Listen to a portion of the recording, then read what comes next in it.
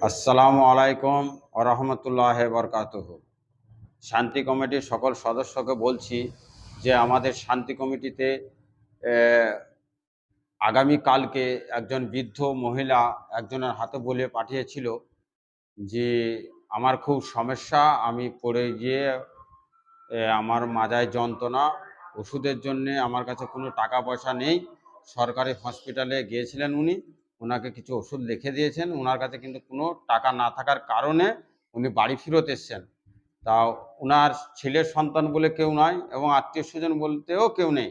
পাড়া প্রতিবেশীর মধ্যে যেটুকু দেয় উনি খান, উনি কারো কাছে চাইতে যেতেও পারেন না। তাই শান্তি কমিটির ওই দিকটা একটু ফলো রাখার জন্যে যে সমস্ত ভাই সঙ্গ দিবেন ওই বৃদ্ধ মহিলার ওষুধ কেনার জন্যে ২০০, ১০০, ৫০০ যে যেমন দিবেন, দিলে ইনশাআল্লাহ তাআলা কাল শুক্রবার আমরা ওই বৃদ্ধ মহিলাকে দিতে যাব এবং আপনাদেরকে সেই সবুত সহকারে এনে দেবো। এবং আমরা মুখের ফেসটা নেবো না, যদিও নিই আমরা মুখটাকে ঢেকে দেবো। দোয়া করবেন সকলে, আর প্রত্যেককে কিছু পারলে পারে দিবেন। আপনাদের কাছে আমার এই আশা, এই ভরসা নিয়ে আমি কালকে যাব ইনশাআল্লাহ তাআলা। আমরা প্রত্যেক অসহায় মানুষের পাশে যেন দাঁড়াতে পারি, আর আমরা তাতে করে আল্লাহ সুবহানাহু ওয়া তাআলাকে খুশি রাখতে পারি।